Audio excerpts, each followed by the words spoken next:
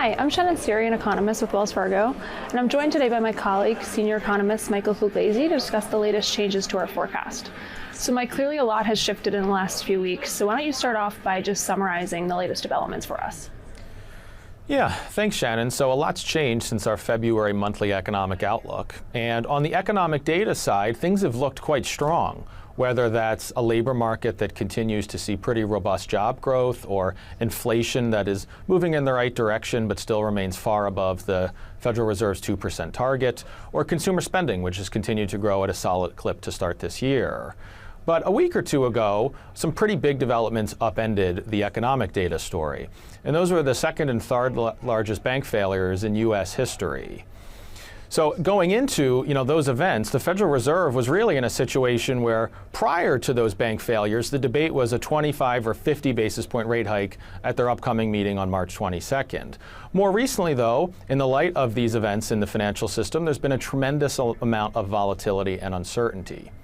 Now, our March economic outlook relies on the assumptions that the steps taken by policymakers at the Federal Reserve and elsewhere prevent these recent financial system stresses from becoming significantly more widespread and problematic throughout the banking system and, by extension, the U.S. economy. In other words, what we don't think we're going to see is another 2008, 2009 as a result of both the steps taken in recent weeks and also the many steps taken by policymakers over the past several years in the wake of the 2008, 2009 financial crisis. Of course, those assumptions could prove wrong in a time that's very elevated in terms of the uncertainty in the economic outlook. But I think it's important that we make them explicit given how much uncertainty there is out there. Now, that being said, just because we don't assume that this is going to turn into a 2008, 2009 crisis does not mean that there won't be any major economic fallout from these events. So Shannon, why don't you talk a little bit about what we see for the real economy going forward in light of these recent events? Right, Mike. So as you say, we do have this assumption underlying our forecast, but I do think there will be some modest lasting impact from the recent tightening in financial conditions. So we have incorporated that in our latest forecast for March. So more explicitly, the tightening in financial conditions we do think will lead banks to start tightening their lending standards, which would feed through directly to business fixed investment spending. And we've tied that into our outlook for capital expenditures specifically. So the fact that financial conditions have tightened, there's also increased economic uncertainty, it's likely to weigh on businesses' plans to invest in capital expenditures. We're also likely to see this show up in hiring plans of firms as well. So yes, hiring has remained strong to start the year, and it might be strong for a few months yet, but there is this feedback loop from a tighter financial position that could lead firms to at least pause potential hiring or even start to lay off workers later this year in conjunction with our mild recession call that we still have in our forecast. So more explicitly, we're looking for the unemployment rate to rise from about 3.6% today to a peak of 5.2% by the first quarter of 2024. And when I think about the broader contours of the forecast, specifically consumer spending, which has proved quite resilient to start the year, when we think about the impact of the banking crisis or the most recent events on the consumer, I do think they're a bit more insulated than perhaps your capital expenditure side of businesses. So consumers are not as exposed to financial markets. They don't have as much exposure for the average consumer. As well, they have proved more resilient in terms of the latest crises that we've experienced, and they do still have some financial cushion to rely on in the near term.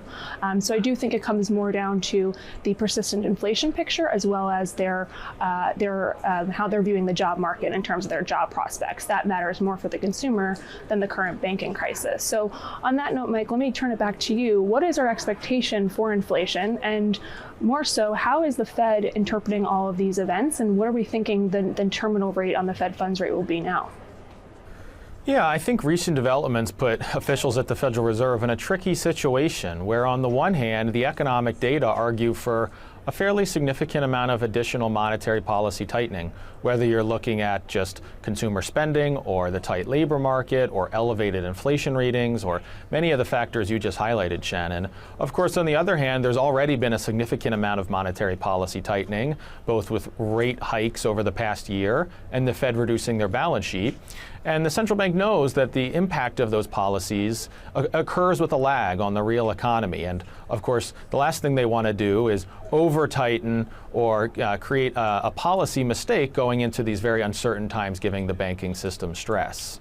So when it comes to their March 22nd meeting, which as we film this on March 20th, it still hasn't occurred, we lean towards no hike on March 22nd as policymakers want to ensure that the medicine that they've implemented over the past couple weeks takes to the financial system.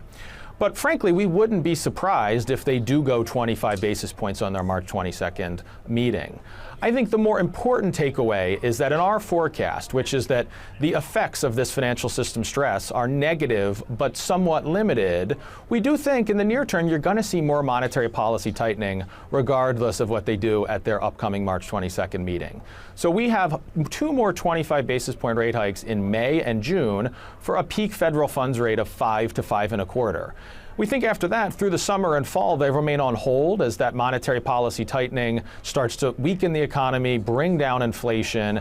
But as we get to later this year and particularly into 2024, I think monetary policy easing is going to be back on the table as a potentially mild to moderate recession hits, as inflation comes down, as the unemployment rate's rising, and the Federal Reserve starts to move policy towards at least a more neutral rate of 2.5% or so into mid-2024. For more detail on our forecast or to see more reports on the banking crisis, please visit our website at wellsfargo.com/economics. And thanks, Mike, for joining me today. And from all of us at Wells Fargo, thanks for tuning in to our latest monthly economic outlook.